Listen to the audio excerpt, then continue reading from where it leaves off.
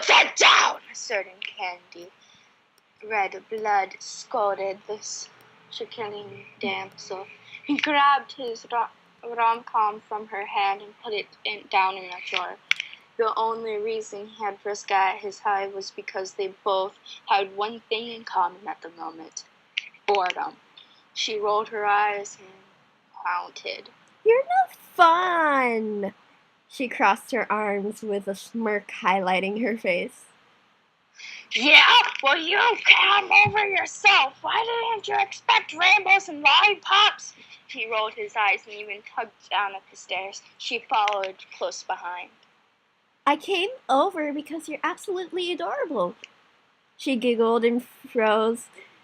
As he froze in his steps, his fists slightly clenched. I'm not adorable. I will know what's the rest.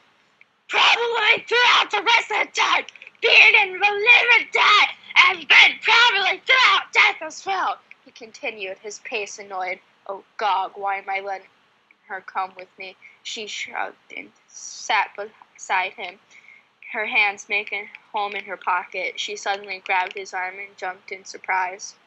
Come on, you little grumpy nuds. We're going to do something not as lame as whatever the hell we're doing right now. She dragged him alongside him. I don't like the look of this, he grumbled. This is so lame and too cold. He complied, taking a lick out of his ice cream cone. Okay, so the ice cream wasn't too bad, but sitting with her soaked.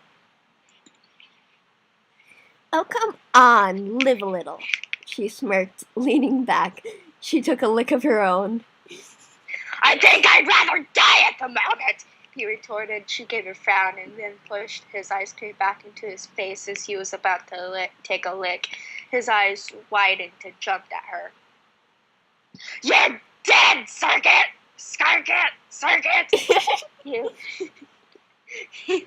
He launched up at her as she took a swift step to the left. She laughed, darted around him. Get back here! He chased her. After the quick damsel as she ran around her hive, she put a chair behind her, hoping to block the path. Karkat easily jumped over the chair. The blue spider girl's eyes widened in surprise and respect. Vriska shot into the kitchen and slid in over a counter and landed easily on her 2 feet. Karkat slid around the corner, backing up into a wall. Oh, wow, you want to kiss me? All you had to do was ask. She beamed, sarcasm seeping from her voice. Whoops, I didn't do the sarcastic part well. He growled at her. I would never want to kiss such an insane she-devil, even if it cost my last breath and all the time continuums around Paradox Space, he snarled. You owe me what? You owe me a new sweater! She laughed in his face. Aw, little Karkat is concerned about his little sweater. How adorable. I'm not a dog. Ah! He was interrupted by her suddenly licking the side of his face. She recoiled in disgust, gleaming upon his face. Vriska sparked, trampled off. And tripped him. That's you. Go, I think. Oh, God! He fell down. Vriska quickly jumped over him, but he was quick and grabbed her ankle. She cursed as she fell into him. Ow! Lose weight much? He grumbled. She stuck her tongue out at him, childish. Wow, real mature! Vriska flipped him off. Mature enough for you? Plenty now! Get off!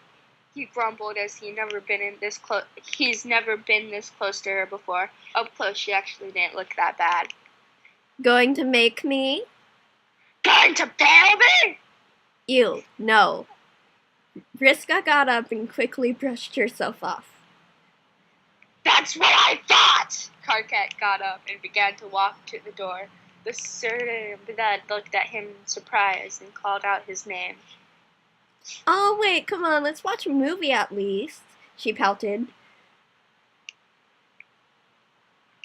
You continue read. Fine.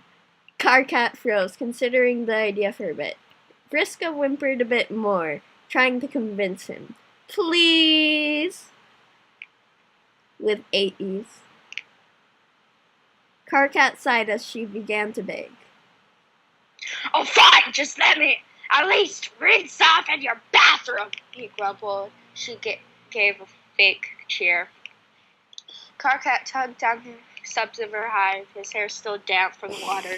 He walked up into the living room. Vriska was sitting on the couch, casually writing something in some stupid journal of hers. Wait, is that a heart? From the red quadrant? He started to sneak up behind her, damned curiously itching at his think pan.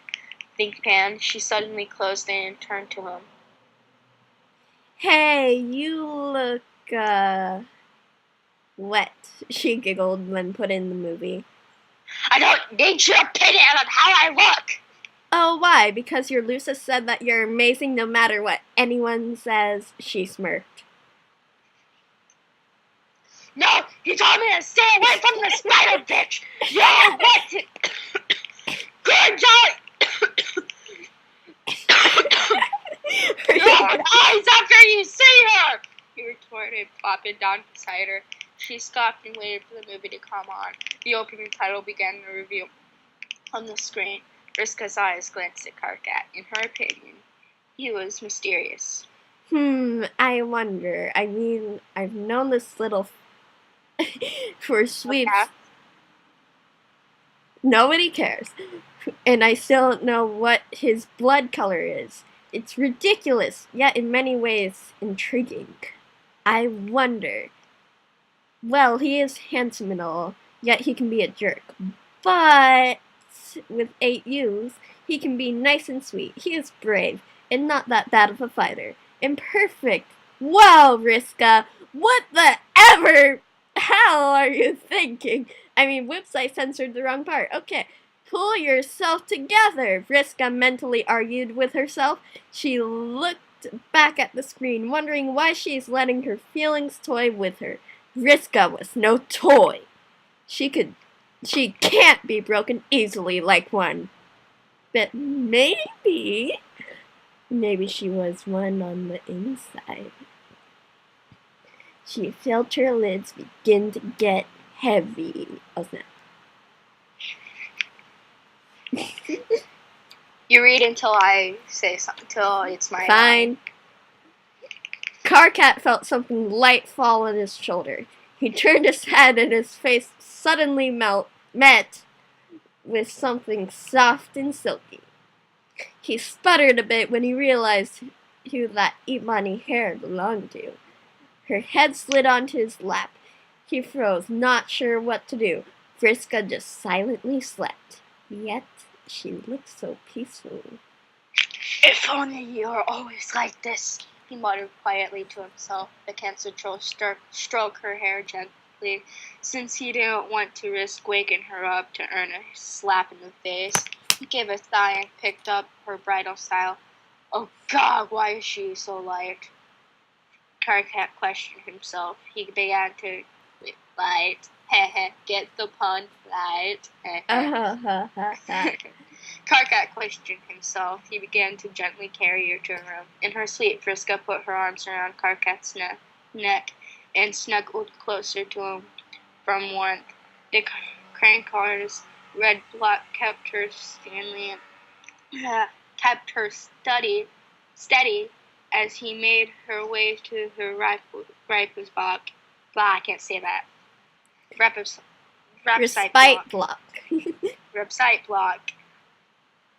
He cautiously walked around the room, careful not to step up any 8 balls or dice lurking about. His footsteps were light along her breath on his neck. He light, began to gently light, get it, blink. Light along with her breath on his neck. Breath on his neck. He began to gently lower her wrapper. He felt a slight tug on his sweater as he attempted to pull her in. His eyes trailed up her arm to see where her hand led to. his sweater, of course. He grunted in annoyance as he tried to get her to let go, but she held on tighter. He sighed and stood there for a while, probably waiting for her to slacken her grip. No, I'm sorry. Don't. A slight mumbling from the circuit girl caught his attention. She was tossing a bit, a troubled look on her face, almost pained. He realized she was dreaming. Curse my God! Oh, It's my turn because Karkat. Okay, go. Curse my good consciousness! He climbed onto the coon alongside her. He held on to her and stroked her head. Shh, it's okay. I'm here. I'm not going anywhere. Don't worry. Don't worry. He rested her in a calm voice. Since when has that been a calm voice? Her voice softened at first, but then it screwed into a sad expression once more. Tears began to seep out from behind her lids. No. Wait, was that 8? Sorry. Let me do that again. No.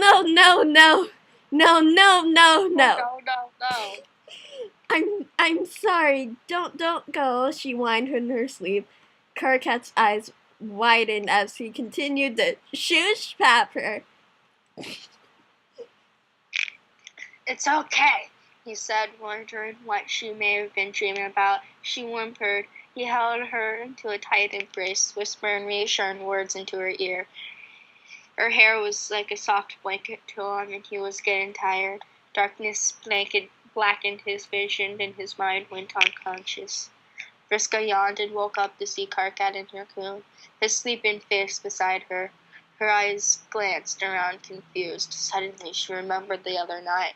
Her gaze returned to his face and explained his calmed features. She took in the sight of his length eyelashes and his kissable lips, so close. Before she knew, it was suddenly tracing her face. Vriska felt softened of the hot skin, and heart fluttered a tiny bit. She began to lean towards his face, closer and closer, and... Whoops. Your turn. Pull yourself together, Vriska. This isn't you. Vriska stopped and agreed with her mind, slightly wishing it would just shut up for once. You can't shut me up. I'm you. You're crazy enough to go and try to kiss someone you hate. And now you're even more insane to be arguing with yourself. Q. What's that? 8? Vriska scowled at herself and climbed out of the recuperon. Coup. She patted softly. Shut. She patted softly out the bedroom door, careful not to wake Karkat with too much noise. Her feet met the cold tiled ground as she stepped into the kitchen. Shivers crawled through her body. She bent down to take out some pancake mix. Then Karkat entered. Karkat stepped into the kitchen soon after and saw her bending down to grab something. Yeah, not too bad looking at all, Karkat said to himself. He came up behind her silently. Hey, sorry.